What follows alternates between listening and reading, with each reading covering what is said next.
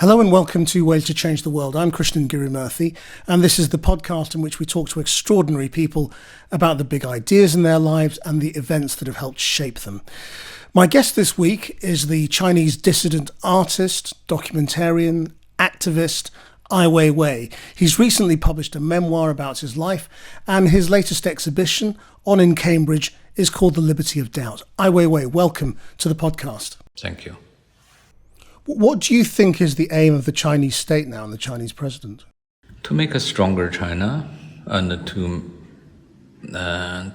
be not to be totally dominated by the West, and they already see that's possible. So how do you think we both as individuals and say the British government should see China? First, individuals has nothing to do with the government. The government say China or say any political condition not necessarily present the individual's thinking. We have to be clear about that part. And so if you talk about individual or you talk about the government. Okay, well then let's talk about the government. I think the government basically is can limit the competition, and just to be realistically, under this capitalism, free market, free economy, they cannot compete with China. They are far behind. We've been through a period in the last 10 to 15 years in which the British government wanted to engage with China, wanted to see China as a investor in Britain, as a friend, as someone we could do business with, and somebody we should improve relations with.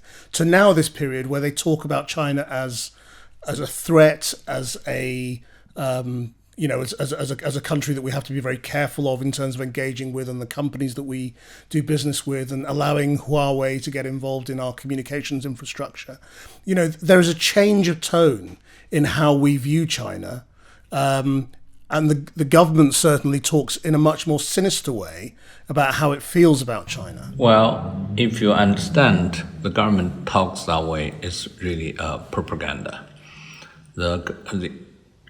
If you still in the Cold War thinking, China is still China and the UK is still UK. But if you look at where the money is, then you have a very different map, with completely different map, with a geographic map. China could be United States could be China, and the UK could be Saudi or somewhere. You always need to see where the money flows and where they make the money. That's how the world politics works. So I don't think there's people who cares about UK's interests at all. The interests are really presented by big business companies, cooperative, and if they love China, they love China. Like iPhone, like Volkswagen, they never criticize China. They enjoy, huge profit. What they try to criticize is the Olympic game, which is nothing. It's just small gun, trying to say, hey, we are doing something there. It only shows how incapable the West in dealing with the power of China. How do you feel about China now? What is your relationship with China?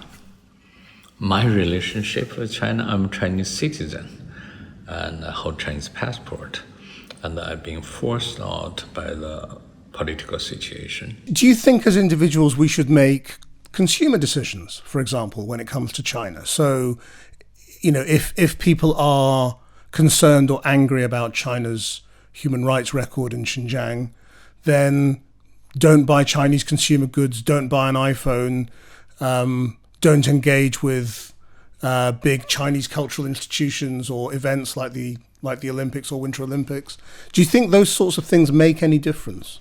That's not going to work. Our comfort and our advantage is because we're consuming with Chinese goods. China become China only because they provide the biggest labor market and the consumer market. Without that market, the Western life will be much, less comfortable and less money to make. So that is against the capitalism, free economy, which is completely, no any capitalist will do that. And so that is just sound like a dream, but it's not going to work. Are you any more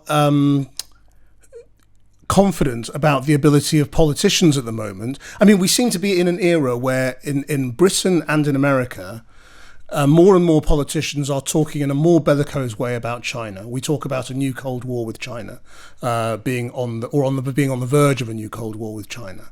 China is certainly seen as a strategic threat now, rather than a potential friend, as it was under the Cameron government.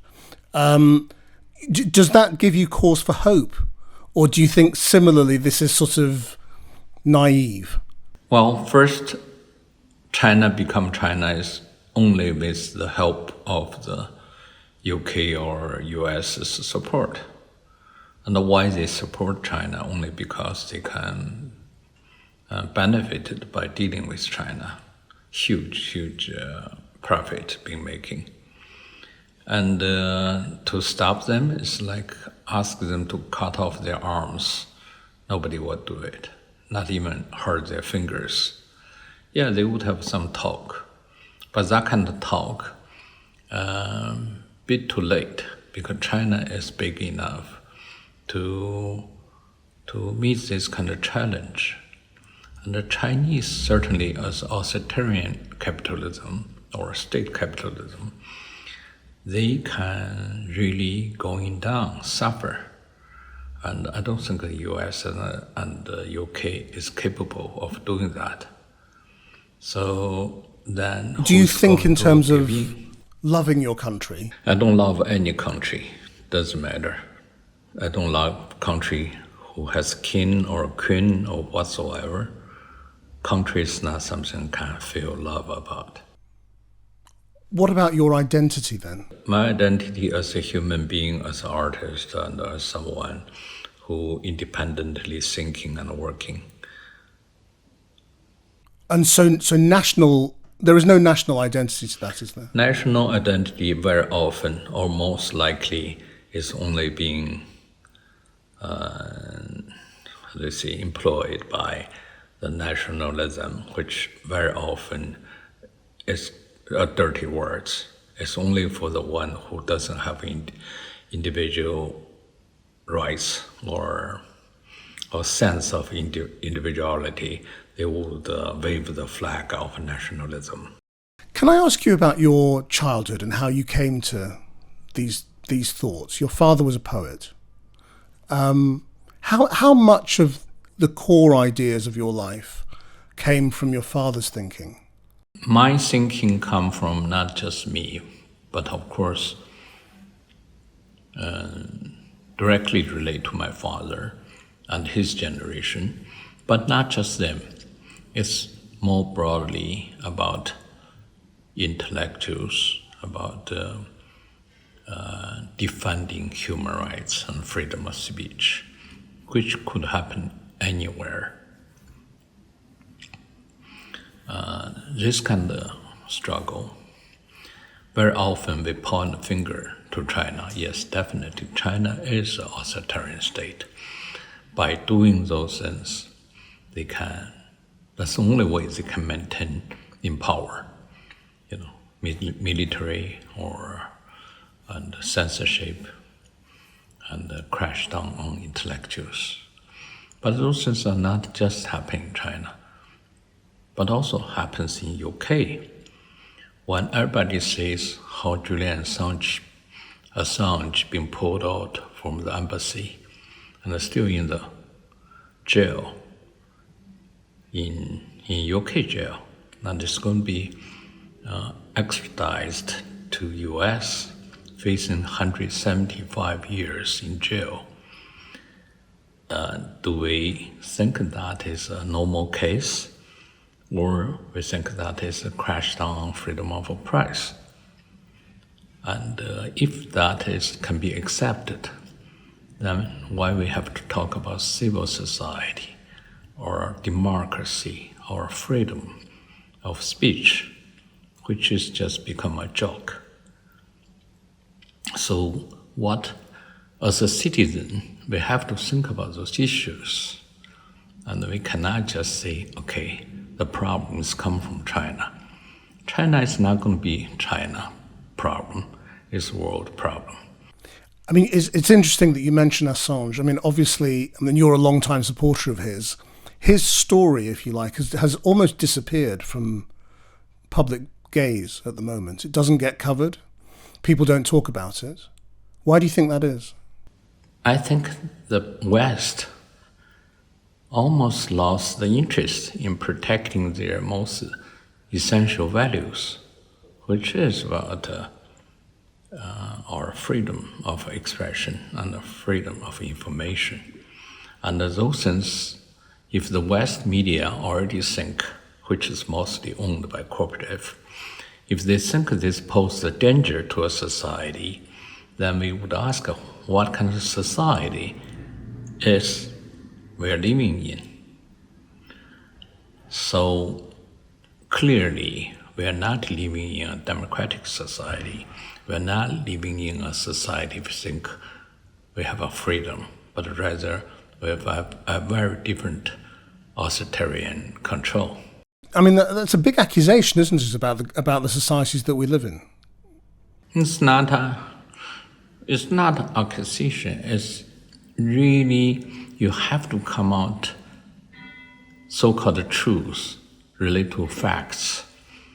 If you can accept a journalist being killed in the Turkey embassy by Saudis, like US said, yes, we know who killed it, and we know how it's being killed, but we don't care. We want the business. We want to sell the arms to Saudis. And of course, this is being broadly accepted by Germany or French or England. We should be ashamed of to mention the words about human rights or freedom of speech again. Otherwise, we are shameless. So this is very simple judgment. A child can figure it out. Why our cooperative price? Did you figure this out as a child? Because obviously your family was exiled when you were very young. You know, did you know what was going on? Yeah. And I don't know clearly, gradually. Of course, it always takes time. You know, I had my experience in defending human rights in China, but that's really, it's one condition. But once you come to the West, when I have to go through the human flow, the film I made, you know, to talk about refugee crisis, then I realize what is the political condition, what is the human rights condition in the West or globally. So then gradually you become more realistic rather than just simply believing some kind of talk. You sound disappointed. Not disappointed, but disillusioned. You know, I was never paid a clear observation to what happens in the West because I focused in China. Now I should say I'm still not a politician or someone pays so much attention, but just casually observing, you can see this huge contradiction about you know, who we are and what we're standing for, and you know, all those things. Then you realize, is anybody serious, or we just a talk, till something even more big disasters happens. And what do you think? I mean, do you think people are serious? Are there enough people who are No. serious still? No, almost nobody's serious. It's maybe that's general human nature not to be serious. If we're comfortable, if we have security, why should we care? So there's no clear moral judgment or it's no religion even. It's just it's just be happy. I suppose that's a big lesson for dictators, isn't it? And totalitarian regimes, that if you keep people comfortably, then you'll be able to maintain power. Yes, that's true. China, I think most citizens support the dictatorship. They think they are benefited by this kind of control. So does it make you wonder whether democracy has been oversold as an idea? I think democracy as a concept not existing in today's politics in the West. And it just, that's my feeling about it. Why do you feel that? Just explain that. Because on the face of it, there is democracy. We have elections, we have choice, we have people with different ideas. Why do you say democracy doesn't exist? It's so easy, it's just see who have you elected, what's their family background, who they represented to. Those are very easily to be examined. Just examine all the leadership, from here or from US or so you can easily tell, who is give them a push to become a president. In US you have to spend billions to become a president, and who's paying those fees? And which is obvious, the government is borrowing money from the rich and hired by them and to achieve their goals. In terms of your own message or your own ways of exploring ideas, you've experimented with different forms, whether it's art or documentary or performance. How are you feeling at the moment in terms of the best ways to express yourself? The best way to express yourself is probably the most necessary way. It's not you have something to express, but rather to maintain your individual dignity and to have your identity as an individual. The expression or to express yourself is the only way to cherish this life. Of course, we all have to struggle for the other means to survive, but even you have all the money, you don't really express yourself through all the effort. You're still poor as nothing, because those are just numbers. It doesn't have any spiritual meaning in relating the name, we call it human or humanity. We can see the cases, people become rich in one day or in lifetime. They cannot even gain the support of the struggle, but they ended up the same. They lost the integrity and the basic meaning of life. If you believe a lot of people don't actually express themselves, what is the way to find your voice? I don't know. I think life can be various forms, but the beauty of life is to discover who we are and why we are here. This is almost like a religious question, but we cannot avoid to answer that question because we only born once and it's going to be over when we die. So if by that time we still don't know and we're not celebrating our life, we're not protect the integrity of life, it's wasted. It's just like abandoned. Yes, of course, you still can make money and eat well and drink beer and celebrate, but it's just no spirit there, and then no integrity there. So you cannot convince anybody by doing that, because that comes from a consciousness. The consciousness always comes from practice itself. Nobody can teach you about the consciousness.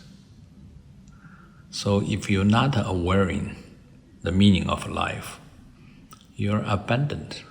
Sorry, that's the fact. We always end this podcast by asking people, if you could wave a magic wand and change the world in any way, how would you change it? I can't change the world. I will pass the key to someone else. But you have changed the world, surely. Do you not feel that you have made a difference? I think most likely it's an illusion. And of course, everybody when they act, they want to have some kind of impacts. But I think mostly it's just an illusion. Ai Weiwei, thank you very much indeed for joining us and for sharing your ways to change the world. Bye-bye. You can watch all of these interviews on the Channel 4 News YouTube channel. Our producer this week is Freya Pickford. Until next time, bye-bye.